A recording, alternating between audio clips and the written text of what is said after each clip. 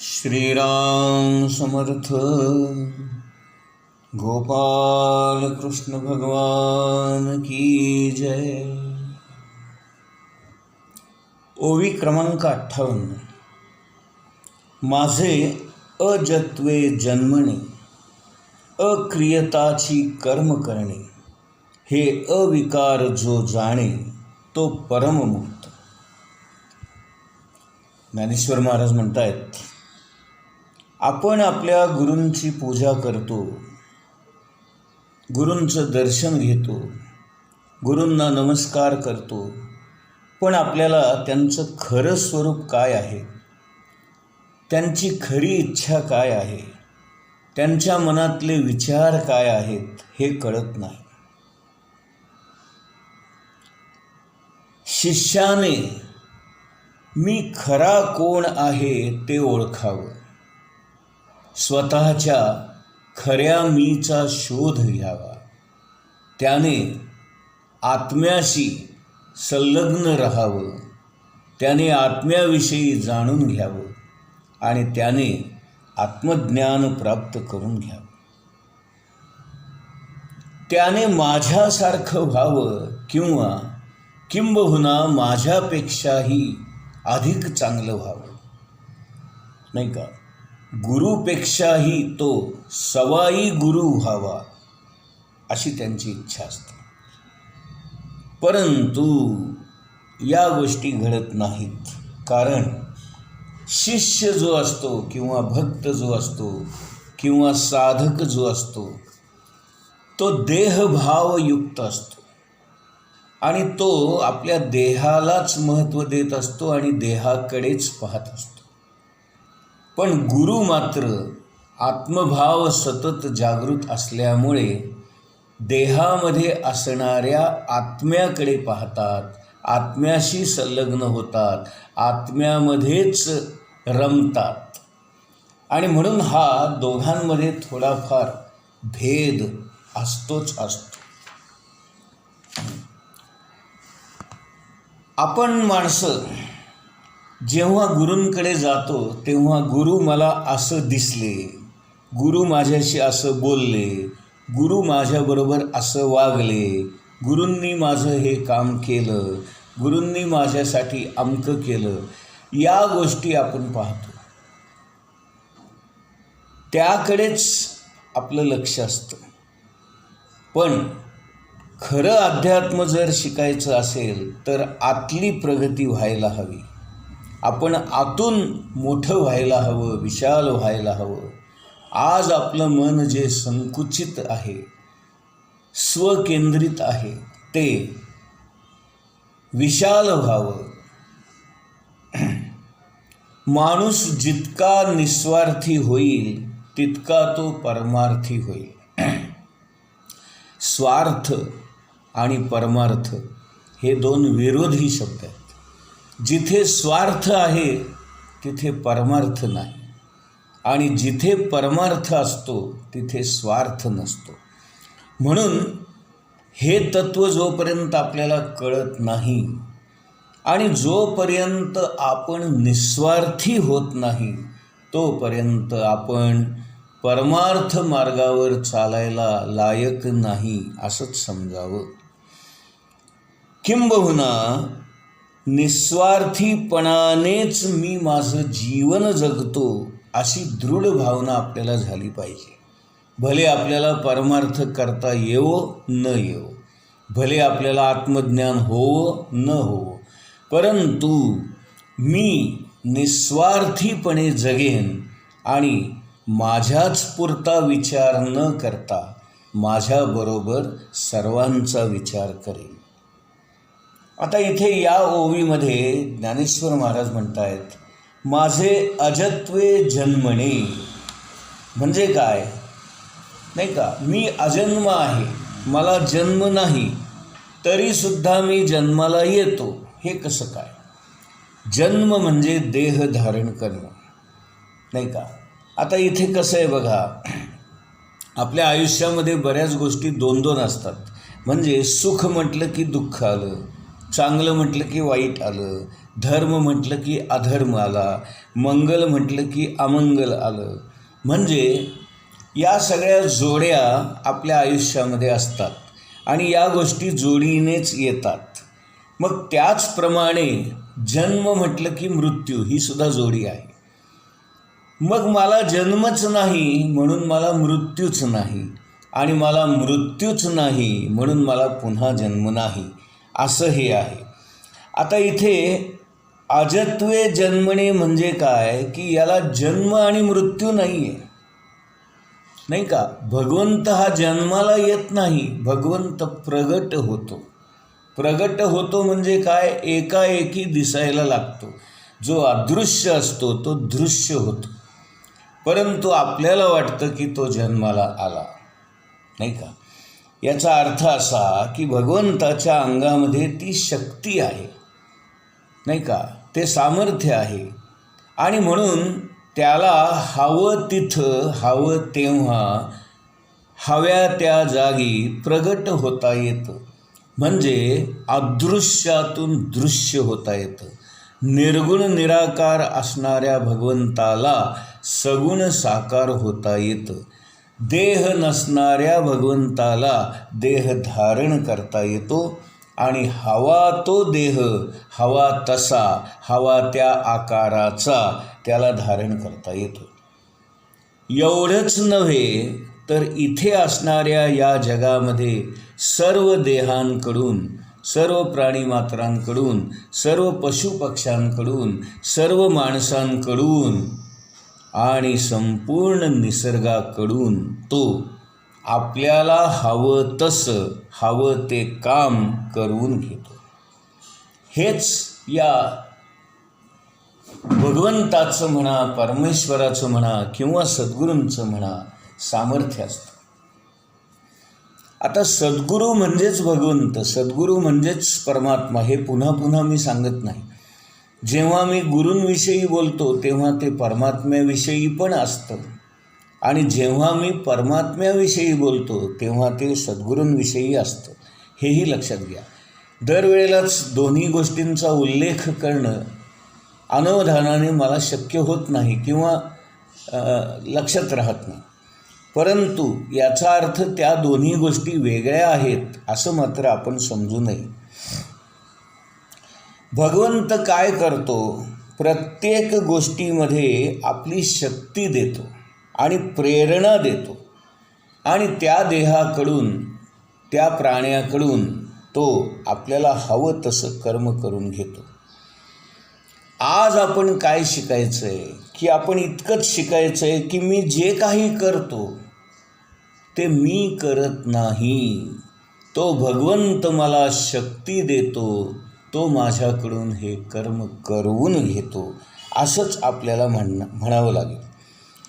तुकाराम महाराज म्हणाले ना, बोलविता धनी वेगळाची.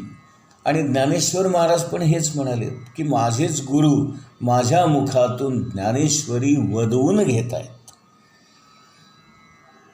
एकदा महाराजांकडं एक शास्त्री बुवा आले आणि ते म्हणाले, मला तुमच्याशी वाद करायचा आहे. महाराज त्यांना म्हणाले, अहो आपण शास्त्री पंडित, आपण महाज्ञानी, मी काय 2री 3रीपर्यंत शिकलेला अडाणी माणूस, मी काय तुमच्याबरोबर वाद करणार. परंतु तो शास्त्री बुवा काही ऐकेच ना. महाराजांची दाढी करण्यासाठी एक न्हावी त्यावेळेला तिथे आलेला होता, आणि तो महाराजांची दाढी करत होता. शास्त्री बुवा काय आपला हेका सोडेनात. ते सारखं म्हणायला लागले, महाराज मला तुमच्याबरोबर वाद करायचा आहे, मला तुमच्याबरोबर वाद करायचा. एकदम चिडून रागाने महाराज म्हणाले, ठीक आहे, मग एक काम करा, अगोदर तुम्ही या न्हाव्याशी वाद घाला आणि मग माझ्याबरोबर वाद घालायचं की नाही ते नंतर आपण पाहू. शास्त्री बुवा थोडे नाराज झाले. त्यांना वाटलं की या न्हाव्याबरोबर मी काय वाद घालणार, हा तर एकदमच मूर्ख माणूस. आणि अशा पद्धतीने त्यांचा अहंकार जागृत झालेला होताच. आणि ते दुसऱ्यांना तुच्छ समजत होते. इव्हन महाराजांना देखील ते तुच्छ समजत होते. आणि मी आज महाराजांना कसा हरवतो या खुमखुमीनेच ते आले होते. महाराजांनी त्याचा अहंकार ओळखलेलाच होता आणि म्हणून महाराज म्हणाले, आधी या न्हाव्याबरोबर वाद घाल, मग माझ्याबरोबर वादाचं बघू. महाराजांनी हे वाक्य म्हणायच्या आत प्रत्यक्ष प्रभू रामचंद्र भगवान त्या न्हाव्याच्या देहामध्ये आतमध्ये प्रगटले आणि त्या न्हाव्याने असा काही वाद केला की शास्त्री बुवांची बोबडीच वळली. त्यांचं बोलणंच बंद झालं, त्यांचं वाद घालणं संपलं, खुंटलं. ज्ञानेश्वर महाराज आपल्याला तेच सांगतायत की भगवंत कोणत्या देहाकडून कोणत्या वेळी काय कर्म करून घेईल हे सांगता येत नाही. आणि ही शक्ती भगवंताची असते म्हणून तो अजन्मा जरी असला तरी जन्माला येतो आणि स्वतः काहीच करत नसताना देखील कर्म घडवून आणतो. हे अविकार जो जाणे तो परममुक्त. तर या ज्या भगवंताच्या गोष्टी आहेत, या ज्या भगवंताच्या सामर्थ्याच्या कथा आहेत, हे ज्याने मर्म जाणलं तो मुक्त झाला, तो भगवंतमय झाला. आणि म्हणून इथे राम कशाला शिरला त्याच्यात? अहो, महाराजांच्याच शक्तीमुळं ते कार्य घडलं असंही म्हणता येईल आपल्याला. दरवेळेला त्या रामाला कुठं खाली बोलवता हो, नाही का? आपले सद्गुरू कशासाठी असतात?